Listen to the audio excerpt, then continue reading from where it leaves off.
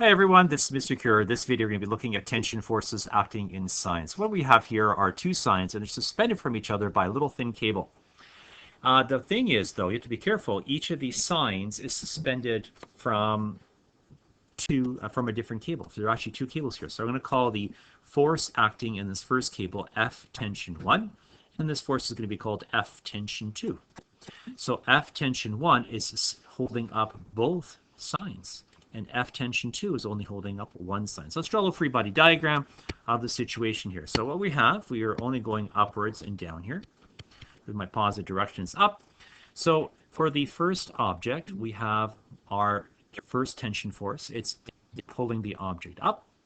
We're also going to have the gravity of this acting on this object, Fg1, going downwards. And we're also holding up another sine. And this sine is being pulled up, so it's going to pull this first sine downwards. So we've got Ft2, tension 2 acting downwards over here. And all of these together have to equal 0. Similarly, on the bottom sine, it has a force of gravity acting on it, so it's be Fg2. And remember, F tension 2 is pulling it up. So this object is being pulled up by 1, and 1 is being pulled down by 2. It's almost like a third law, right? Action-reaction in terms of the tension forces. So what we can do is we can look at the sum of the forces in the bottom diagram. That's the easiest way to approach this. So for the free body diagram here, remember we just have the two forces, Ft2 and Fg2. So Fg2 is easily defined. It's the mass of the second object times acceleration and gravity. So it's going to become negative 7.4. And that has to equal the tension force. So my tension force is upwards at 7.4 newtons. Well, if we know that, then we can look at the first object. Now the first object, remember we had tension, Ft1, the force of gravity, and second tension acting on it downward. So now we know this value, the second tension force value. We didn't know it before. The force of gravity we can calculate from the force of gravity equation, Fg equals mg, for the mass of the first object only, and we're going to find it to be negative 14.7. We add everything together, bring it over, because remember all of this is equal to 0. There we go. So the tension force, the first tension force, is 22.1 newtons. So all we have to do now is to label the free body diagram. So I'm going to do that with significant digits. So Ft1, tension 1, holding both objects together, is 22 newtons. F tension 2 is going to be 7.4 newtons acting on each object in the respective direction. And you can also add the gravity forces. And a quick way to check this is just to make sure that 22 newtons, when you add everything together here, is going to equal to negative 22. And that's exactly what it is. And the same thing down here. Ft1 is 7.4. The bottom one is negative 7.4. So that's suspended sine questions. Now you can also have questions that are suspended, let's say objects are suspended from ropes or cables at an angle. So that's what we have here.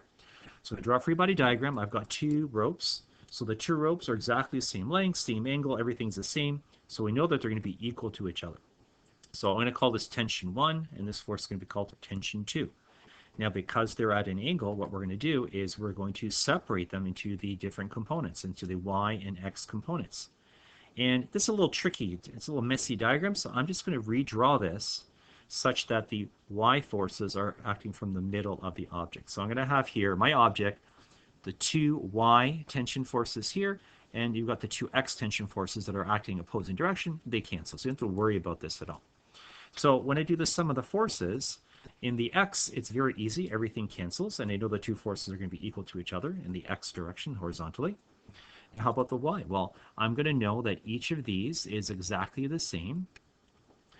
So when we do the sum of the forces, I'm going to have this. Sum of the forces in the y is going to be equal to first tension force in the y, second tension force in the y, and force of gravity. Force of gravity we're going to calculate over here. Now, because the two forces are the same in terms of the y, the tension, I can just write them down. Instead of Ft1y, Ft2y, I'm going to write them down as two Fty forces. So there's two y forces, tension forces. I'm going to put them over here. And both of them together are going to equal the force of gravity. That's exactly what we're doing. You put some values in here. You're going to value for Fty of 39.2 newtons. And you're like, hey, I'm done. No, you're not. There's an extra step you still have to do. So remember, we only found this. We found the y component of this rope. We need to find out the actual tension force. So to do that, we're going to use trig. So the F2y is going to be opposite, and it's going to be my hypotenuse. We're going to use sine.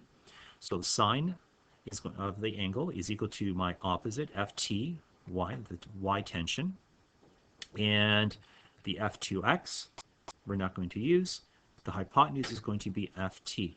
So basically, going to rearrange this. So Ft is equal to the y tension force, 39.2, divided by sine 65, and we end up with 43.2 newtons. Now, we found this over here. Okay, so we're going to have 43 newtons. Now, because these two tension forces are the same, this tension force is also going to be 43 newtons. And they're both acting at an angle of 65 degrees. So that's it. So the little trick here is you have to determine the fact that there are two tension forces, and you just write them down as 2Ty. Figure out the force of any one of them, and then use trig, and you've got your final answer. All right? A lot of the questions you'll see are going to be very, very similar format to this. So that's it. Hope you do well in the question. Bye.